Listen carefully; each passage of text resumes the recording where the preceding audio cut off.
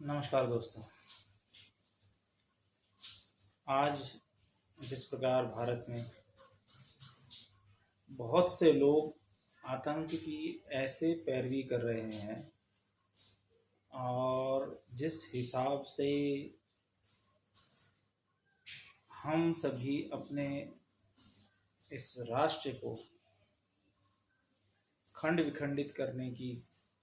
इस कोशिश को देखकर भी अनजान बने हुए हैं, यह बड़ा ही घातक है।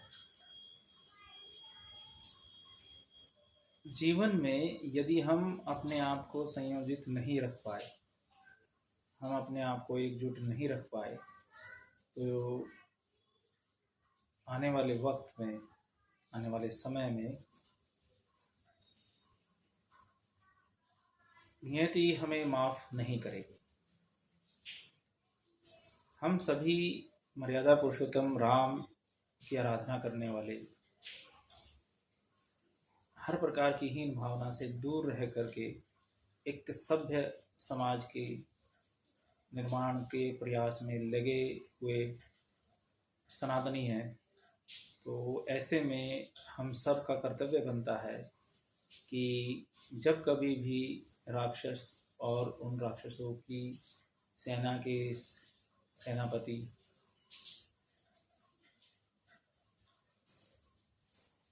इस समाज को खत्म करने की चेष्टा करेंगे, तो उस वक्त राम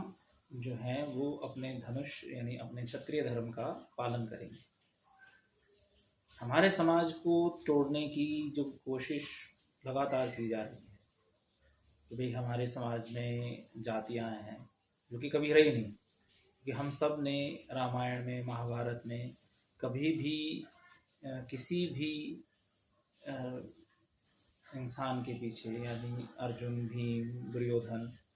या राम, लक्ष्मण, सीता, रावण, किसी भी व्यक्ति के बारे में हम बात करें तो इस इतिहास, इस सृष्टि में किसी भी व्यक्ति के पीछे किसी भी तरह का उपनाम नहीं लगा था। व्यक्ति कर्म के आधार पर उन 4 महत्वपूर्ण विषयों पर कार्य करते थे। जैसे अगर आज भी हम बात करें तो हमारे देश में सुरक्षा के लिए एक सेना है। तो सेना में जो भी व्यक्ति जाता है, चाहे वो किसी भी जाति का हो, वह अपने पराक्रम के और अपने साहस के आधार पर जाता है और वह एक क्षत्रिय कहलाता है। हम कभी भी ये नहीं कहते कि देखिए ये दलित शहीद आया है, या फिर ये मैं समझ नहीं पा रहा हूँ कि दलित शब्द जो है वो किस तरीके से ये गढ़ा गया है, क्योंकि जिन परिस्थितियों में कुछ लोगों ने मिल करके या अवधारणा पैदा कर दी कि यहाँ पर छोटी जाति और बड़ी जाति, या नीची जाति या ऊंची जाति है, उन लोगों ने यह कतई भी इस चीज़ को नहीं देखा कि स्वयं वाल्मीकि भगवान जो हैं वो रामायण काल के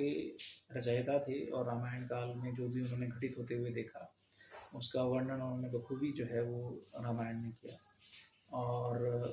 एक राजा के पुत्रों का उन्होंने लालन पालन किया, उनकी जो माता सीता थी, माता सीता का उन्होंने रक्षा भी की और उनको सहारा भी दिया। तो मेरा मत यह कहता है कि इस सुंदर से समाज की संरचना तभी पूर्ण होती है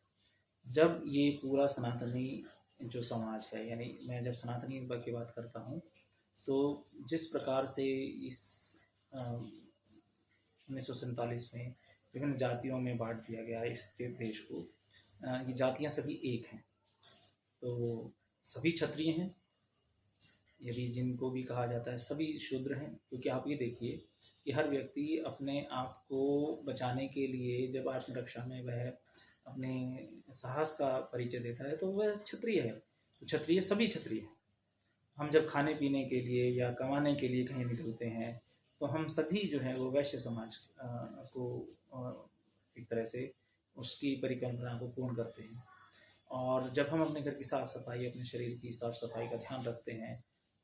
तो उस वक्त हम शूद्र, यानी जिसे हम हाउस कीपिंग या फिर एक तरह से सो कॉल्ड आजकल की जो नई जनरेशन है उसके लिए,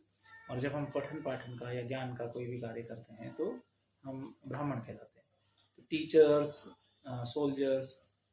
हाउसकीपिंग स्टाफ और बिजनेसमैन। ये चार वेदों में भी यही कहा गया था और यही चार आज भी हैं और ये चार आगे भविष्य में भी रहेंगे। तो समाज को बांटने की जो इन दुष्ट आक्रांताओं की तरफ से कोशिश की गई थी, इसे हमें तोड़ना होगा और हमें कोशिश करनी होगी कि हम अपने इस समाज को एक उत्तम समाज बनाएं, देश में एकता बढ़े और देश जो है वो पूर्णतः अपने आप को एकजुट रखते हुए जितने भी ये जो आतंकी ताकतें हैं इनके साथ में इनका डट करके सामना करें और पूरे प्रयास के साथ हम अपने इस भारतवर्ष को महान बनाने में जो भी हमारा संघर्ष है उसको आगे बढ़ाएंगे और इस समाज को आगे लेकर के चलेंगे। धन्यवाद दोस्तों।